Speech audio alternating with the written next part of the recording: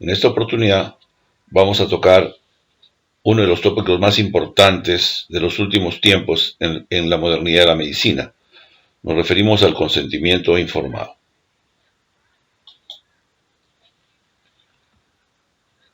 Si bien es cierto que el consentimiento informado está últimamente vinculado estrictamente con el ejercicio profesional de la medicina, sin embargo, desde hace muchos siglos, la mayor parte de transacciones y de actividades civiles estaban supeditadas a un tema de contratos, respaldados directamente por el aspecto civil de los procesos judiciales. A nivel del mundo se hacen las adquisición de bienes, muebles, inmuebles, instrumentales o lo que fuera, a través de sendos contratos en los cuales se garantiza que el bien tenga las características que se supone están establecidas en los documentos que normalmente se realizan en este tipo de actividades. Sin embargo, en la medicina ha tenido una concepción bastante interesante, porque a través de lo largo de la historia podemos recordar que en los tiempos iniciales de las democracias mundiales, precisamente la Carta Magna de Inglaterra es solicitada a viva fuerza por los caballeros de la Mesa Redonda al rey Juan Sin Tierra, que se ve obligado a firmar un documento por el cual reconoce el principio elemental de los caballeros de la Mesa Redonda a tomar sus propias decisiones y no a ser coactado por la monarquía de ese tiempo. En ese sentido, entonces, a lo largo de la historia, a través de los procesos fundamentalmente jurídicos, se establece, entre otros, las leyes que se establecen en Inglaterra, por la cual se establecía de que el hecho de tocar a una persona premeditadamente cometía el concepto de battery, que se traduce en español como delito. Era pues un delito delimitar las capacidades físicas de las personas contra su voluntad. Entonces, definitivamente, el concepto básico de la información y de la capacidad que tiene la persona de tener la autonomía necesaria para tomar decisiones está dada. La coacción física, mental, psicológica o intelectual pudiera ser una causal relacionada con el tema. Como ustedes saben, la medicina occidental se desarrolló en Grecia y fue precisamente Hipócrates y luego la pléyade de profesionales de ese tiempo que se dedicaron a este tema. Y en función de la propia filosofía, incluso de la ética y de la ética profesional, se establecía que el médico tenía la capacidad, como decía, el buen médico tenía que tener un buen enfermo, por lo tal se convertía en una especie de sumisión del paciente a las decisiones médicas. De manera que este concepto, que después fue denominado paternalismo, fue desarrollado a lo largo de la historia de la medicina, prácticamente hasta nuestros tiempos.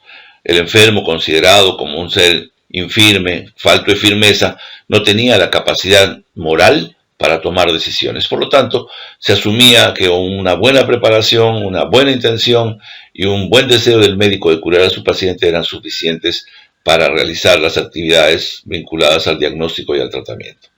Sin embargo, como habíamos explicado en la clase anterior, los cambios sociopolíticos del siglo XIX, entre ellos que llegaron los ecos de la Revolución Francesa del siglo XVIII y la Revolución Americana unos años después, y luego la aparición del utilitarismo, entre otros liderado por Stuart Mill, por lo cual establece el principio de autonomía como el principio fundamental y que nos sirve a todas las democracias hasta nuestros tiempos para determinar la capacidad del ser humano para tomar decisiones de una manera libre, individualmente aceptable.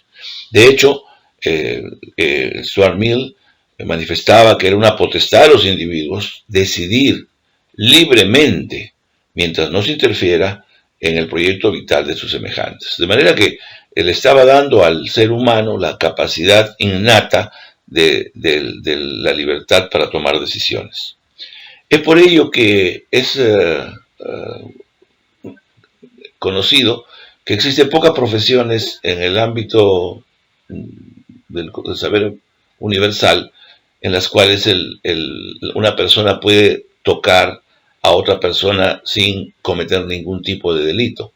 De manera que la medicina, entre otras, es una profesión que tiene que ver con los estudios que debe realizar en el aspecto físico y psicológico de las personas, de manera que probablemente sea una de las profesiones más afectadas en ese sentido.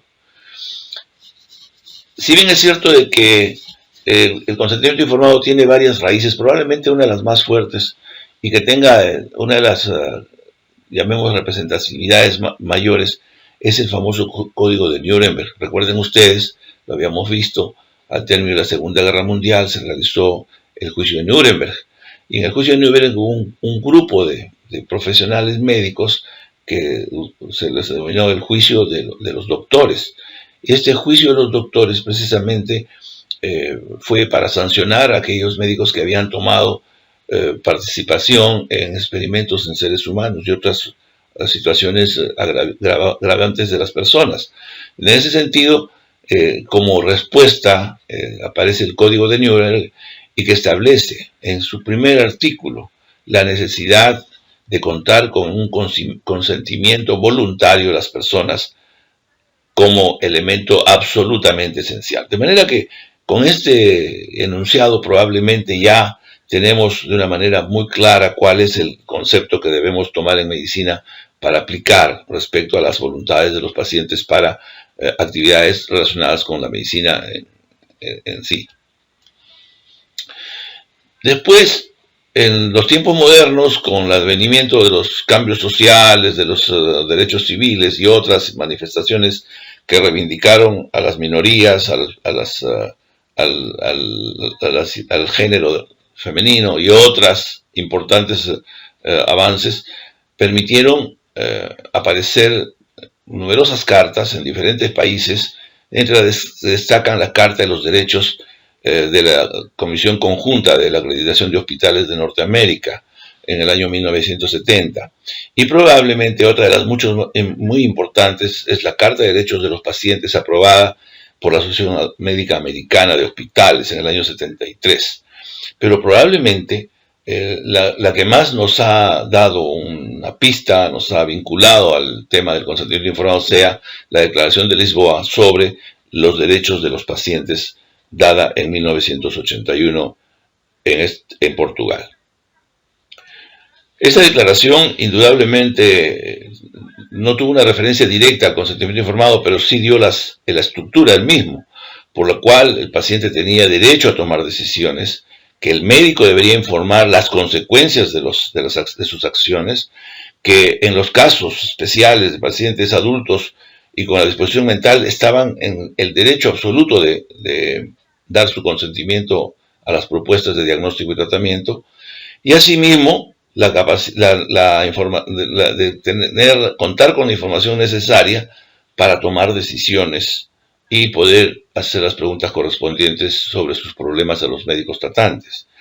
Y evidentemente en los tiempos ya más modernos, y se condice muy bien con este concepto, la necesidad de contar con el permiso específico del consentimiento informado de los pacientes que eran sometidos a temas relacionados con la docencia y la investigación biomédica. De manera que con esto creo se configura la normativa general que va a permitir desarrollar el tema del consentimiento informado en los tiempos modernos. Probablemente, como hemos visto, la bioética nace a finales de los 70 como producto de una serie de denuncias, entre las cuales destaca el famoso caso de Tuskegee.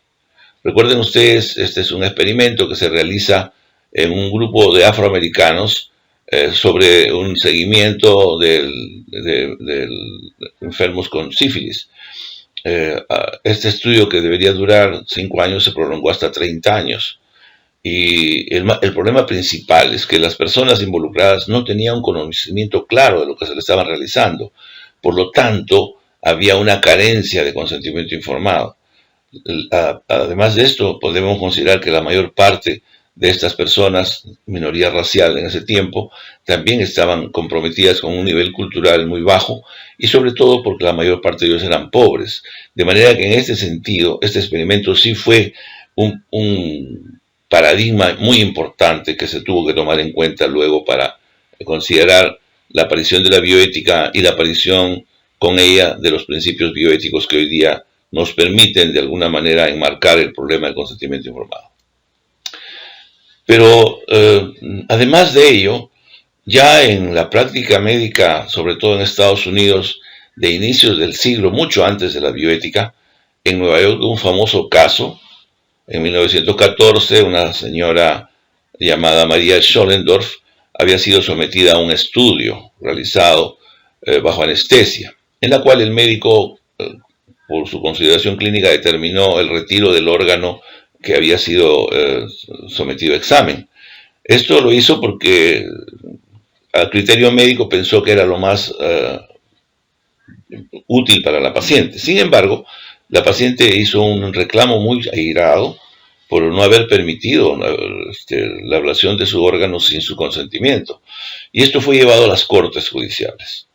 Ahí, luego de un juicio muy representativo en los Estados Unidos, el juez Cardoso tomó una decisión y estableció el principio básico de que todos los seres humanos, adultos y sensatos, tienen el derecho para disponer lo que debe hacerse con sus cuerpos. De manera que este es un principio que me parece que tuvo una enorme importancia en los Estados Unidos.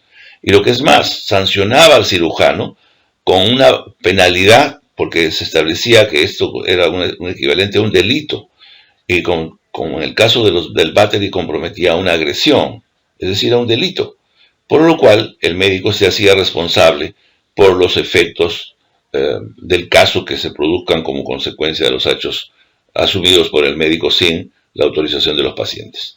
Este tipo de casos fueron numerosos en los Estados Unidos. Se conoce la decisión Salgo, por ejemplo, en California en el año 57, por el hecho de haber realizado una aortografía translumbar con severos daños posteriores al estudio. La decisión Candura en el año 78, por el cual se retiró una pierna a un paciente con un pie diabético sin la autorización expresa del paciente. La decisión de Canterbury, de Washington, en el año 59, por la cual un paciente que estaba en un preoperatorio para una cirugía lumbar cayó de la cama. De manera que todos estos casos fueron sancionados dentro del mismo ámbito del juez Cardoso, de manera que la jurisprudencia en los Estados Unidos sentó un precedente que ha servido de base para que el acto legal del acto médico esté relacionado con el consentimiento informado de un punto de vista eminentemente jurídico. Pero probablemente el tema se vinculó a la bioética porque en el año 1971 se realizó una reunión muy importante en España, en la localidad de Oviedo, y ahí sale el famoso Convenio de Oviedo, que entre otros puntos tocó el consentimiento informado. Aquí, en esta convención, que se denominó la Convención de los Derechos Humanos y Biomedicina, que fue establecida por los 21 países de la Unión Europea, establecieron, entre otros, que era indispensable, en el artículo 5, que el paciente haya tenido que dar su consentimiento libre e informado y previamente el paciente debía recibir la información adecuada. De manera que estableció este principio en toda Europa y obviamente con la capacidad que Europa tenía en este tiempo a través del mercado común europeo, es que se establece con mucha fortaleza el concepto de consentimiento informado en Europa, con las características modernas que han permitido su desarrollo. Lo cierto es que cuando a nuestro país llega el consentimiento informado, era una traducción literal del informed consent, era un cognate. Sin embargo, en inglés, en el diccionario de Cambridge, ustedes pueden ver en el inglés norteamericano, informar es un equivalente a compartir. O sea, cuando uno habla de en consent, estamos compartiendo. En cambio, en español, en el diccionario de la Real Academia de la Lengua establece que más bien es de consentir, permitir que alguien realice un acto sobre determinada situación. De manera que si ustedes hacen un análisis, digamos, filosófico del término, probablemente el paciente inglés, norteamericano o europeo entiende de una manera diferente de la que nosotros tenemos en nuestros países de habla hispana. El proceso de consentimiento informado es, pues, una relación que se establece entre dos tipos de personas. Una que es el paciente, que viene con sus problemas fundamentalmente de salud y con las expectativas muy grandes, con otra persona que tiene sus roles, metas, agenda y objetivos de vida muy bien trazados. Y entre ellos se establece algún tipo de relación que debe terminar en el proceso del consentimiento informado tal cual nosotros lo conocemos. Esto evidentemente en la búsqueda del mejor interés del paciente.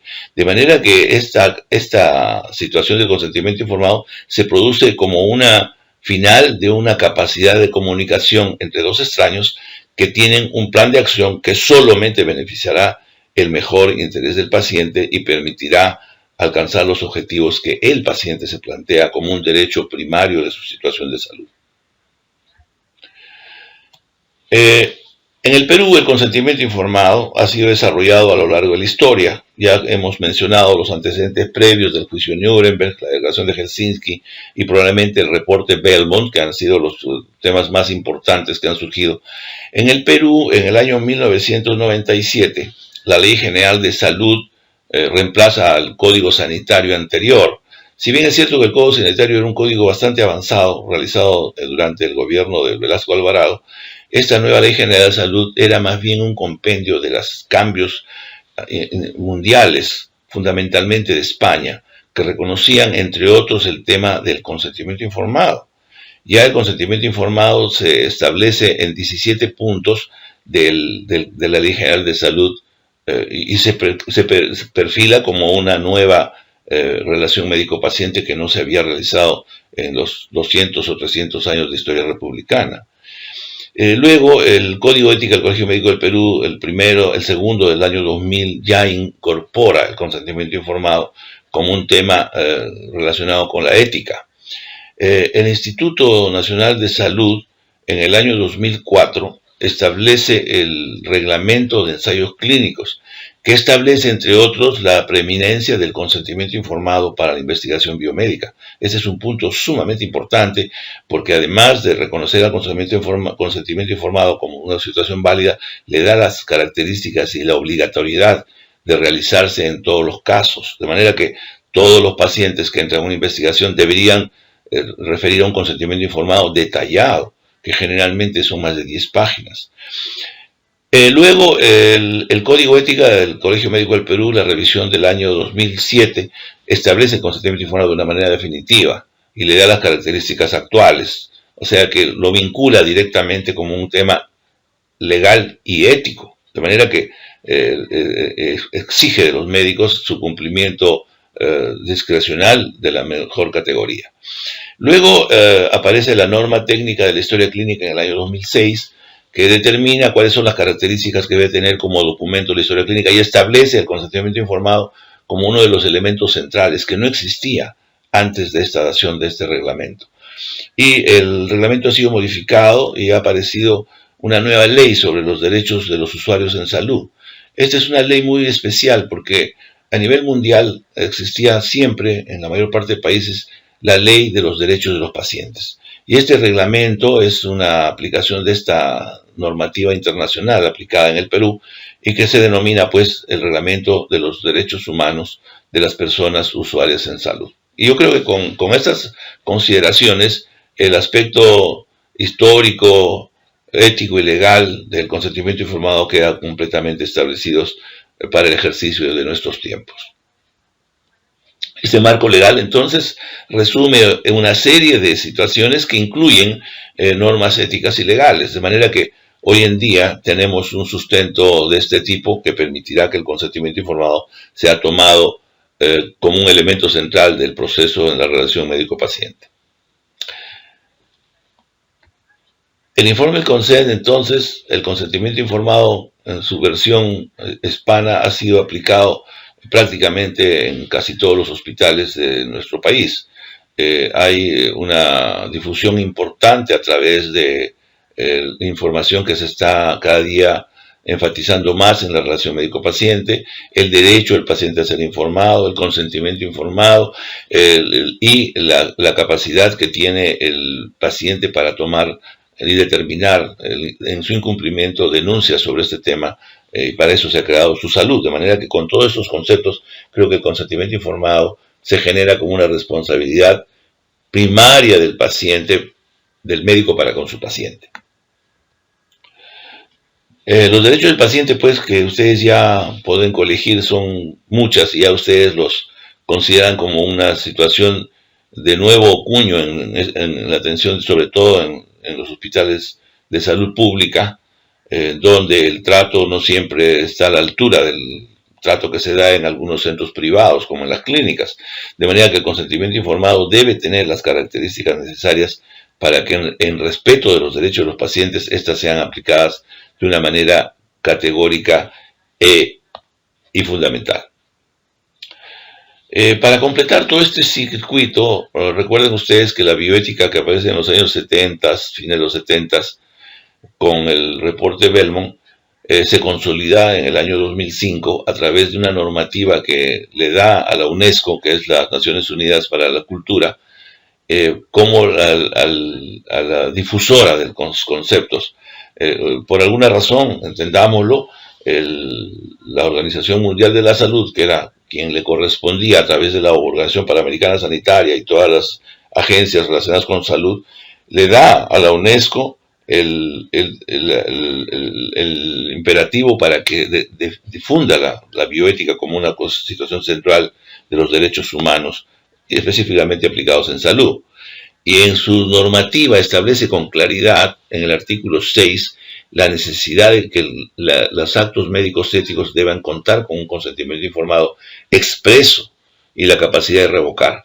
Y está basada en la autonomía de los pacientes, que es el artículo quinto, y la necesidad de tomar en cuenta los grupos vulnerables en el artículo 7. De manera que, miren, de esta manera, la bioética, a través de este documento vinculante con los países del mundo, establece pues la importancia del consentimiento informado como elemento central. De manera que de esta forma creo que se ha logrado establecer con claridad la importancia que tiene el consentimiento informado en el desarrollo de la medicina actual. La Ley General de Salud en el Perú, ya en el año 97, intuía algunos puntos, de los cuales vamos a tocar algunos que son los más importantes. Por ejemplo, estaba perfectamente establecido que en el artículo 4 establecía que definitivamente ninguna persona pudiera ser sometida a ningún tratamiento, ni médico ni quirúrgico, sin el consentimiento previo del paciente o a la persona legalmente establecida, en el caso de los pacientes personas subrogadas. Y solamente se exceptuaba este derecho a los casos de emergencia. Yo creo que con esto, miren, prácticamente cubría todo el marco del ejercicio profesional y su aplicación directa sobre el paciente, o sea que no había que hacer otras cosas. Sin embargo, establece con claridad en el artículo 15 la necesidad que existía de comunicar todo lo necesario para que pueda dar su consentimiento informado y la oportunidad de que éste pueda ser negado por el propio paciente, de manera que el paciente tiene todo el derecho a aceptar o rechazar un tratamiento propuesto por el médico.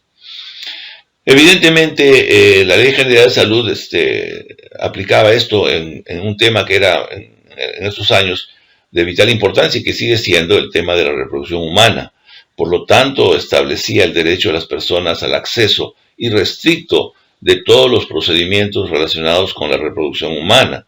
De manera que los anticonceptivos, incluyendo el de la píldora del día siguiente, son elementos centrales que la ley establecía y que fue retardado por situaciones de carácter legal que no tenían ninguna razón de serlo. Por lo tanto, hoy en día los derechos reproductivos gozan de la máxima capacidad que tienen para ser aplicados a través del consentimiento informado, por la cual la paciente puede aceptar o rechazar el tratamiento según su libre albedrío. La Ley General de Salud también establece algo que es muy importante, que solamente el médico cirujano, el cirujano dentista y el obstetriz están obligados a informar al paciente. en sus especialidades. De manera que es muy importante que tengamos que tomar en cuenta que los profesionales de la salud estamos obligados de una manera directa o indirecta a dar el consentimiento informado como un proceso que puede ser oral o documental. Ojo, eso es muy importante. Ustedes estamos obligados a que todo diagnóstico o tratamiento que hagamos con los pacientes, aún por una consulta, las más sencillas, deba tener un contenido de consentimiento informado a través de un diálogo primero y luego, si amerita, un documento escrito.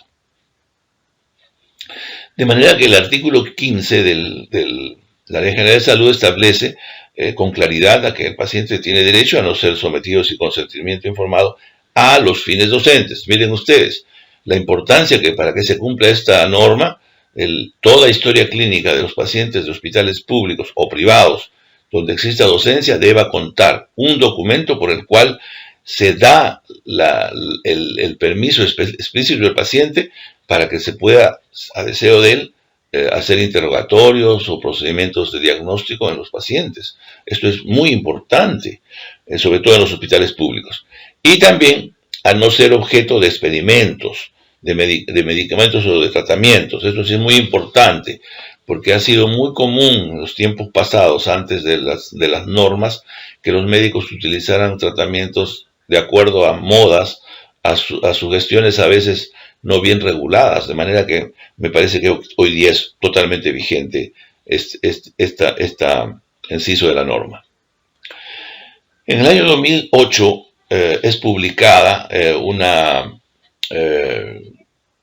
reglamento relacionado con lo que se llama la norma técnica de salud para la gestión de la historia clínica, e incluye la epicrisis, la informe de alta, y ahí por primera vez establece directamente un documento orientado a su aplicación, que es el del consentimiento informado.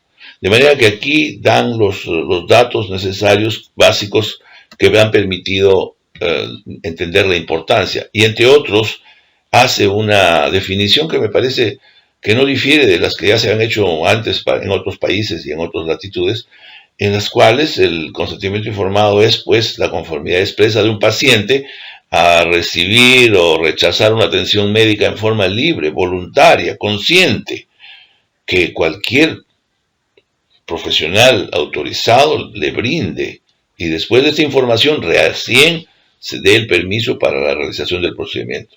Y esto en los casos en los que, a consideración del riesgo del procedimiento, debe hacerse en forma escrita y debe ser firmado por el propio paciente o quien la ley determine su subsidiariedad. De manera que en el caso de menores de edad, en caso de personas discapacitadas, en caso de pacientes con compromiso de conciencia o de alteración de su estado psíquico, hay siempre un subrogado que definitivamente reemplaza la decisión del propio paciente. El Código Ético del Colegio Médico del Perú, como habíamos mencionado, en su versión del año 2007, establece con claridad, y creo que no requiere mayores comentarios, porque establece clarísimamente que en los pacientes que requieren procedimientos diagnósticos o terapéuticos que impliquen riesgos mayores que el mínimo, el médico está obligado a un consentimiento informado por escrito. De manera que ya no hay ninguna otra norma necesaria para poder cumplir con todo el panorama de los permisos que se deben solicitar antes de proceder. Estas intervenciones, obviamente, el propio Código de Ética establece que no se requieren solamente en casos de emergencias comprobadas. Lo que es más, la norma ética va más allá y miren, explica con mucha claridad cuáles son el rol del médico, el cual debe explicar al paciente sobre la naturaleza de sus síntomas o su enfermedad, posible o probable, hasta que comprenda su situación clínica, ponderando el principio del privilegio terapéutico, es decir, en los casos en los cuales la noticia o el diagnóstico del paciente pueda dañar al paciente psicológicamente o de algún otro tipo. Igualmente, en el caso de incompetencia de los pacientes, el médico debe proporcionarlo a las personas que establezca la ley. Por otro lado, creo que es importante también que se tome en cuenta como parte del consentimiento informado la necesidad de contar con una segunda opinión que permita que la información que el paciente posea pueda ser transmitida a otro médico para su propio beneficio. De manera que aquí creo que se cerraría el circuito del consentimiento informado en el Código de Ética y Deontología del Colegio Médico. Recientemente, el año 2017, ha aparecido una norma relacionada con lo que se llama los derechos de las personas usuarias en los servicios de salud. Está vigente recién desde el año pasado.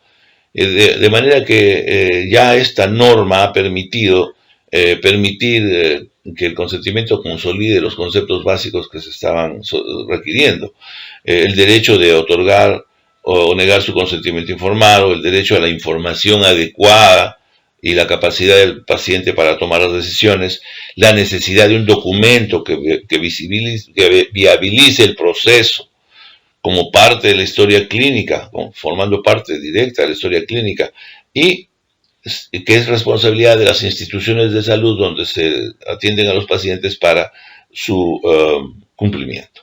De manera que esta nueva norma establece con claridad y añade que en caso de personas no capaces o que no supieran firmar, utilizar la huella digital. De manera que miren, la exigencia cada día es más digamos, drástica, más avanzada y más amplia sobre el consentimiento informado. De manera que ese tema es algo que debemos conversar y utilizar adecuadamente. Es pues entonces en este documento de reciente dación que se determina que el consentimiento informado es un proceso que debe garantizar la información y el derecho del paciente.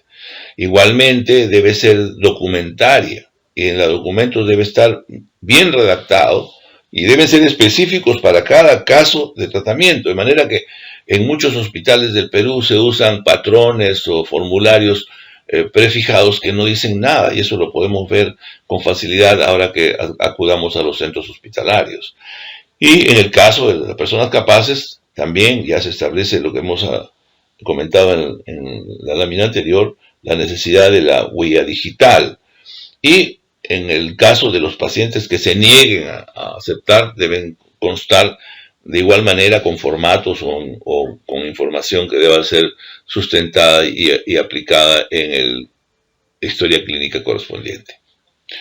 También es importante ver que en el caso de menores de edad o personas cuyas condiciones particulares le impidan ejercer de derecho, se realizarán utilizando lo que hemos mencionado anteriormente, con la subrogación de las personas alrededor de las cuales la ley determina, el cónyuge primero, los hermanos y padres, y luego los curadores o las personas que tienen algún tipo de dominio sobre la persona. No se requiere consentimiento informado en las emergencias, en caso de riesgos debidamente comprobados de la salud de terceros o grave riesgo de la salud pública. Y esto está perfectamente establecido, porque podemos ver en algunos casos, cuando hacemos cirugías que implican algún grado de riesgo, deben ser indudablemente realizadas bajo un consentimiento informado detallado. Incluso se sugiere que en algunos procedimientos sencillos que tuvieran un mínimo riesgo, es conveniente, en muchos casos, de contar con consentimiento informado. El retiro de una uña, por ejemplo, encarnada, de una uña infectada, requeriría de un consentimiento informado para cumplir con las regulaciones del proceso. Igualmente, en los casos de docencia, ya está mencionado en la Ley General de Salud, debe constar el permiso específico para tal fin. Igualmente, cuando sean cualquier tipo de situaciones de carácter experimental, que pueden ser muy amplias. Y por último, cuando el paciente haya tomado la decisión de negarse a recibir tratamientos. De manera que yo creo que estas últimas normas corroboran las que se han estado establecidas y tienden obviamente a presionar más a que se cumplan por parte de los médicos y por las instituciones asistenciales. En este documento también contempla el caso de los menores de edad o de las personas que por alguna condición no tengan la capacidad de tomar decisiones. Igualmente establecen y enfatizan el caso de las emergencias o de las situaciones en las cuales haya daño a terceros, o cuando exista un riesgo para la salud pública, como por ejemplo en los casos de enfermedades infectocontagiosas, altamente contagiosas, ¿no? Las cuales el paciente tiene que cumplir con lo establecido para evitar el daño de la población, o en los casos de personas con enfermedades de transmisión sexual que tengan un posible riesgo de terceros. Entonces el consentimiento informado tiene que estar perfectamente establecido en ese sentido. La información, por otro lado, ya hemos visto, debe ser adecuada, como lo estipulan la Ley General de Salud, el Código de Ética del Colegio Médico y la Asociación Americana de Hospitales. Igualmente es importante, y esto me parece fundamental, esta pregunta de quién debe realizar el consentimiento informado.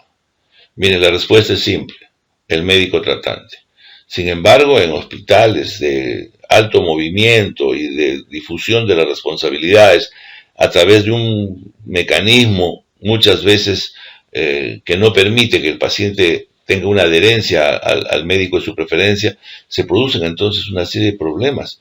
Y entre ellos es que muchas veces el médico que hace el procedimiento no hace firmar el consentimiento informado y lo subroga a veces a otros médicos del servicio, que sería aceptable, o a residentes o personal en entrenamiento. Incluso en algunos casos se exige a las que las enfermeras recaben el documento de consentimiento informado. Esto es por parte de la normativa, está perfectamente establecido. De manera que el médico está directamente encargado de informar a su paciente sobre los riesgos y eventualidades del caso. También en el Código Penal, miren, esto es importante, no nos olvidemos que cuando hablamos de normas éticas, legales, civiles y penales, administrativas, de manera que en todos estos ámbitos tenemos que tomar en cuenta las decisiones que debemos tomar.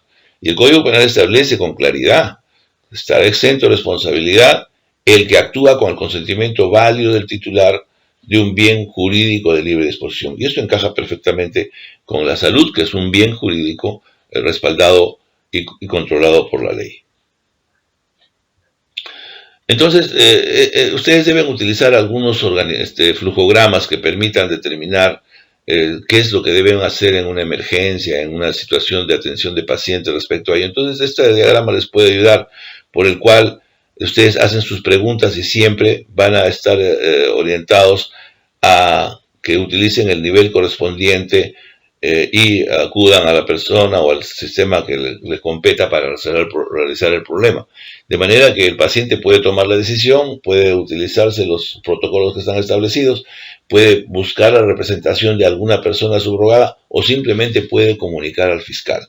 De manera que creo que con estos pasos ustedes estarían cumpliendo con la ley y las normas éticas y evitarse problemas judiciales y de responsabilidades que pudieran surgir como denuncias relacionadas con este tipo.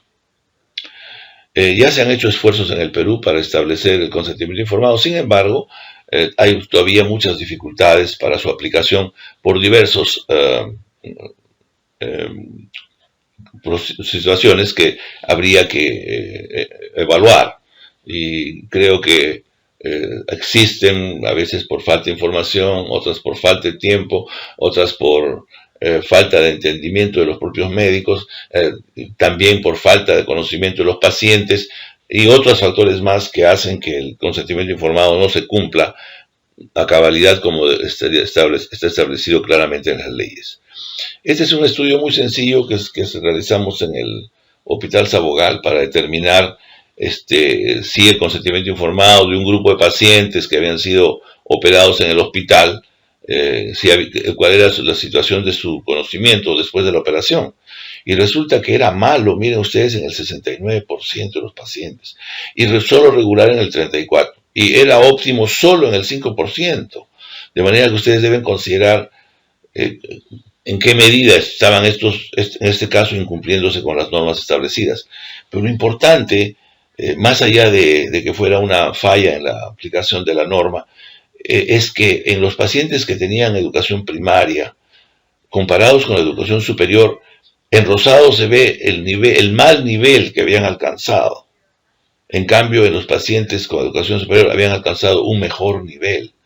De manera que, en general, el nivel alcanzado en primaria no llegaba ni siquiera a la cuarta parte de lo que se lograba en los pacientes de educación superior. Entonces, esto significa que es una situación discriminatoria contra la población que tiene bajos recursos económicos, bajo nivel de cultura y un bajo conocimiento de sus derechos como pacientes. De manera que esto es algo que flagrantemente no debe aceptarse. También es importante, otro estudio de los que hacemos con ustedes en las encuestas que realizamos, encontramos en un hospital que, respecto a los conocimientos que tenían sobre la capacidad de los pacientes de tomar decisiones, el nivel que alcanzaban los médicos tratantes en este año solamente alcanzaba el 55% de las características teóricas del consentimiento informado. En cambio, en el grupo de internos que habían terminado los cursos de ética, bioética y estaban recién empezando a ejercer, su nivel de conocimiento era mucho mayor, casi alcanzaba el 100%. De manera que esto es un problema generacional. Estoy seguro que en el futuro los médicos van a tener mejor aprestamiento y mejores condiciones para ejecutar estos consentimientos informados.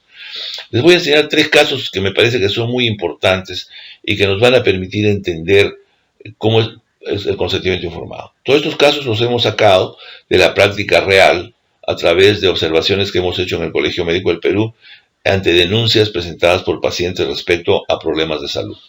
El caso de un paciente de 67 años con adenoma de próstata y que acude para una resección transuretral normal.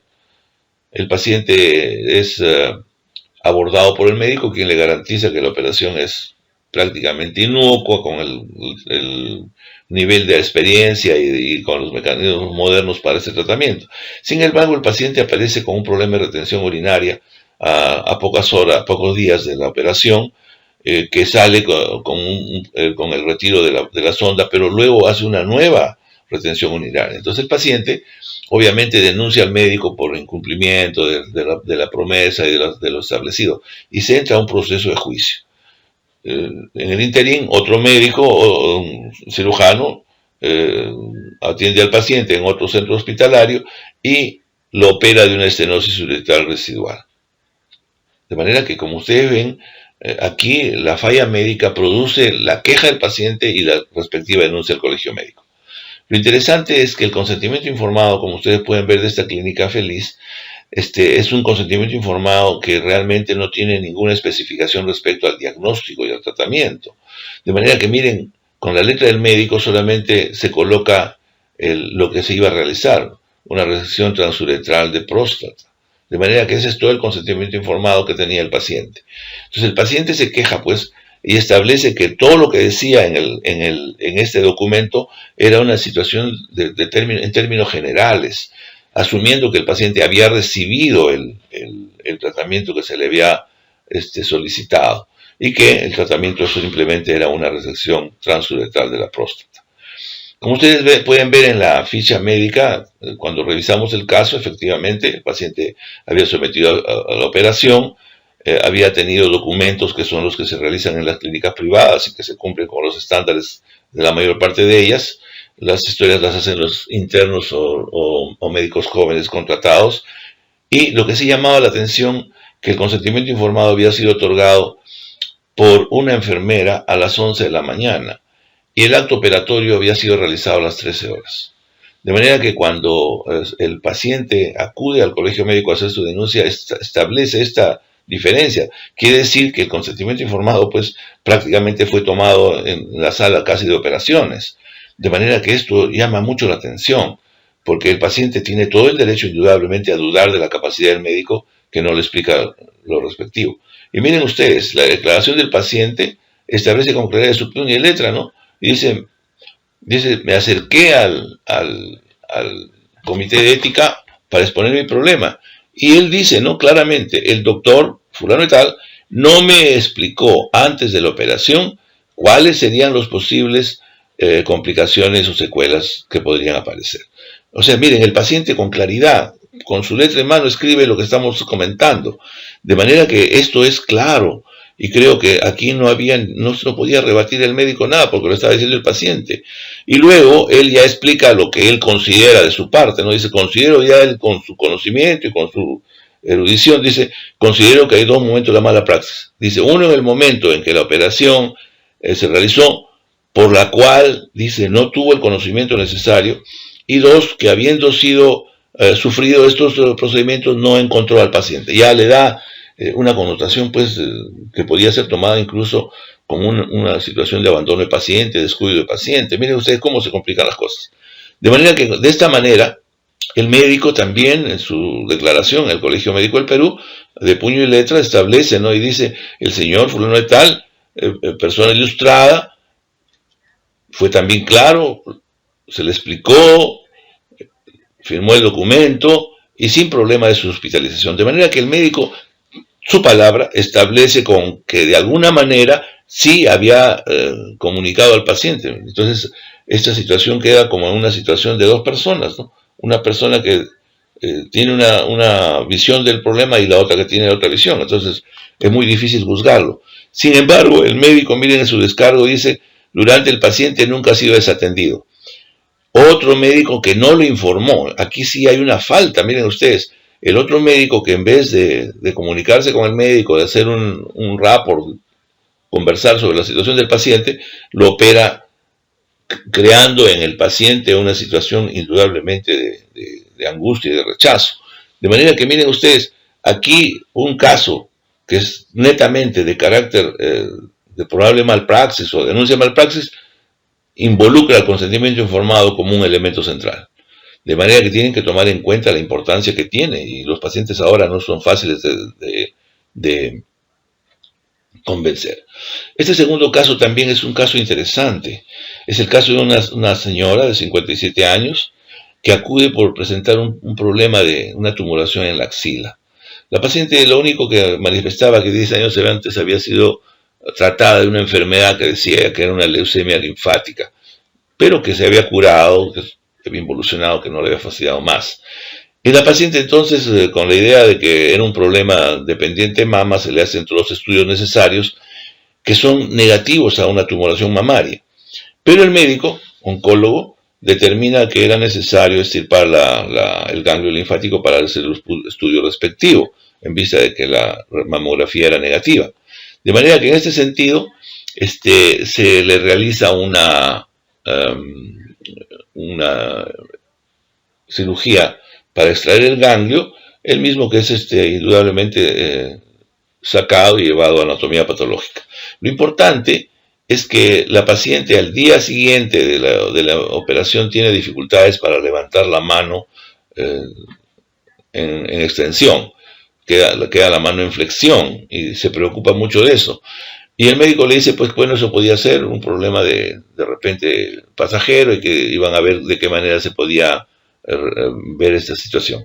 De manera que aquí nuevamente vuelve el consentimiento informado. Y como ustedes pueden apreciar, ese consentimiento informado establece con mucha claridad simplemente el posible diagnóstico de exploración quirúrgica de la axila. De manera que con esto probablemente se intentaba simplemente tener el problema que pudiéramos considerar para el tratamiento. Solamente entonces establece en el consentimiento informado esta sola información, un tratamiento para exploración de la axila y obviamente con la posibilidad de una patología mamaria.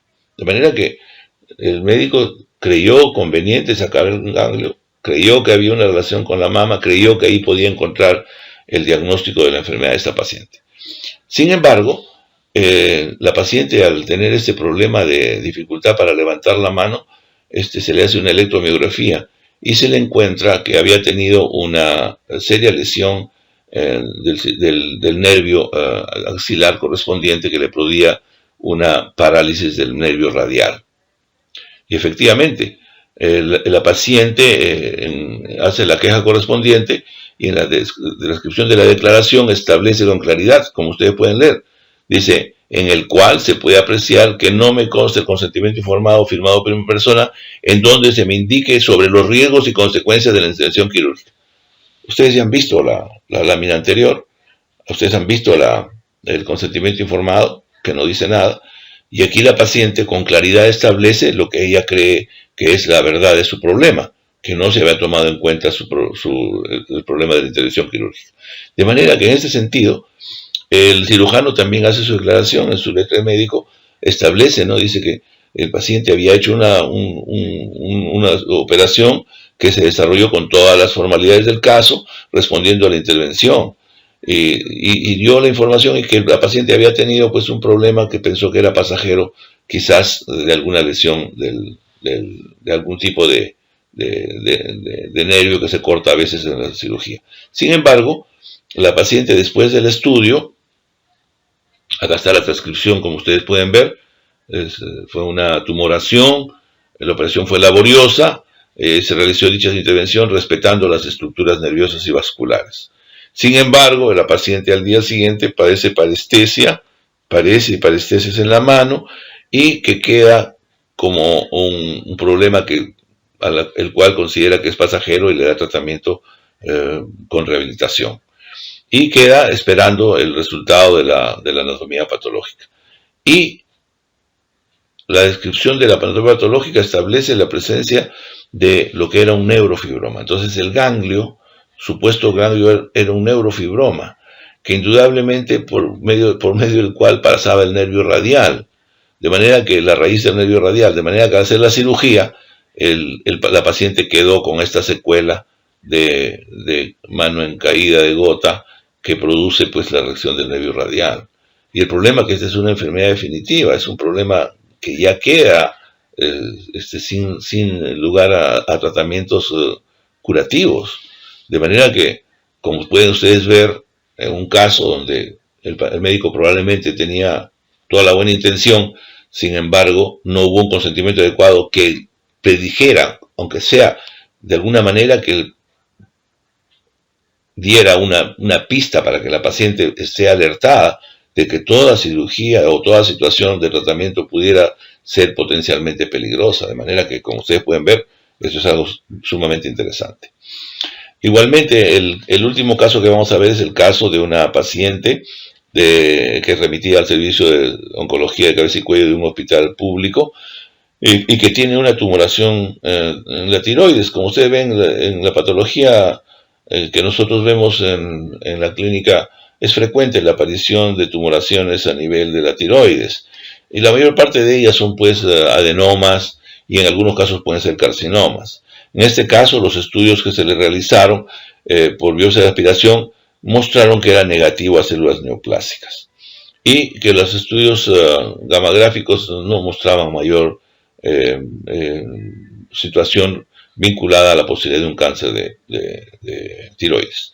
Sin embargo, el médico programa a la paciente para una cirugía ablativa, en este caso plantea una cirugía, una extirpación total de la tiroides y que la realiza pues en la consideración de que la paciente, siendo una persona que si hubiera sido una neoplasia no hubiera tenido la posibilidad de mejorar y podía olvidarse el problema, de manera que con la buena intención del médico decide hacerle una cirugía radical de la tiroides. Sin embargo, el examen microscópico de la tiroides muestra lo que es una tiroiditis de Hashimoto. Y como ustedes saben, la tiroiditis de Hashimoto es una enfermedad autoinmune de la glándula que produce más bien un bocio eutiroideo. De manera que en general la tiroiditis de Hashimoto no se opera, solamente se da tratamiento y se hace observación. De manera que en este caso la paciente fue operada de una posible tumoración que no apareció. De hecho, el consentimiento informado que revisamos en la historia clínica tenía una cosa muy importante, carecía del nombre de la paciente. De manera que del diagnóstico del paciente. De manera que, mire, como ustedes pueden ver acá, en el documento auténtico del hospital, carecía de la información relacionada con el paciente. La paciente entró, la operaron, ni le pidieron, y si le pidieron solamente firmó, pero no se puso la información relacionada con la patología. De manera que cuando el médico fue a hacer su descargo, no había en el documento de consentimiento informado nada que obligara a entender que había sido diagnosticada y que se le había propuesto una cirugía vinculada a un carcinoma de tiroides. De manera que en este sentido, la paciente meses después comenzó a presentar problemas. Los estudios que se realizaron mostraron un problema de osteoporosis marcada relacionada con un problema metabólico de la tiroides y por una falta de paratiroides, que como ustedes saben, una cirugía radical de tiroides también elimina las paratiroides, que son cuatro pequeñas porciones de tejido difícil de diferenciar en este tipo de cirugía. Y la paciente acude pues a la queja acarreando un problema de hipoparatiroidismo postcirujano y también un cuadro de hiperparatiroidismo e hipocalcemia. De manera que la paciente entró y salió con una situación que termina en un problema de salud importante. Bien, lo que también debo añadir es que luego de esto se realiza una auditoría de salud por parte de Su Salud. Como ustedes saben, a la denuncia de los pacientes, Su Salud entra a tallar. Y miren ustedes con qué claridad el médico establece, ¿no? Vamos a ver lo que son los resultados. Dice, no fueron solicitados por el médico los exámenes auxiliares. Por lo tanto, terminaron en un diagnóstico de hipotiroidismo adquirido. El doctor, o el médico tratante, consigna la historia clínica, la citología es negativa para neoplasia. Sin embargo, siendo negativo, les saca la tiroides. De manera que, de acuerdo a Su Salud, establece remitir el presente informe al hospital de apoyo para que realice las medidas correctivas. Informar el resultado del presente informe al recurrente, al paciente, y remitir el presente informe a ICIPRES para que supervisen las medidas correctivas aplicadas. De manera que la organización encargada encuentra responsabilidad en el médico de haber hecho este tratamiento. Y miren ustedes, dentro de ese contexto, el consentimiento informado termina como un elemento central del caso. De manera que, como ustedes pueden apreciar, es importante que tengamos en cuenta la importancia que tiene lograr estos resultados en la medida de lo que debemos conocer y realizar.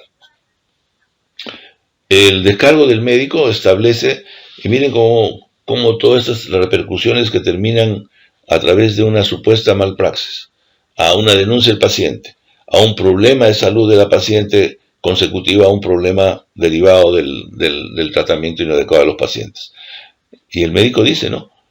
Con respecto a esta conclusión, los actos estuvieron basados en las guías prácticas de la tiroides de Hashimoto, que es lo que teóricamente no debe operarse.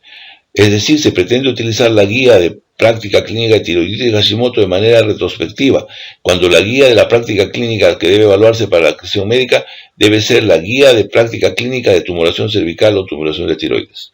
De esa manera el médico cree que ha hecho una cirugía dentro de los límites que las guías establecen. Y como ustedes pueden apreciar, esta paciente fue sometida a una cirugía exagerada que no le correspondía. Y como pueden ver, el consentimiento informado no avala a favor del médico y lo único que hace es agravar la situación del mismo, al no tener ni siquiera la explicación que posteriormente la paciente manifiesta.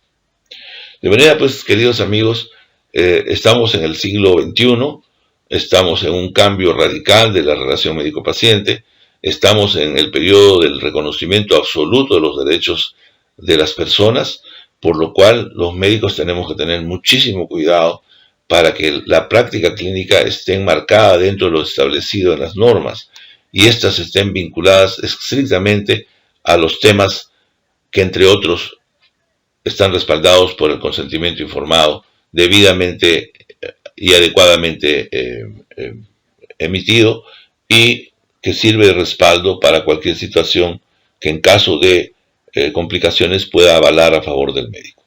Eso es todo, muchas gracias. Estaremos contestando sus inquietudes en el seminario de esta semana. Muchas gracias, buenos días.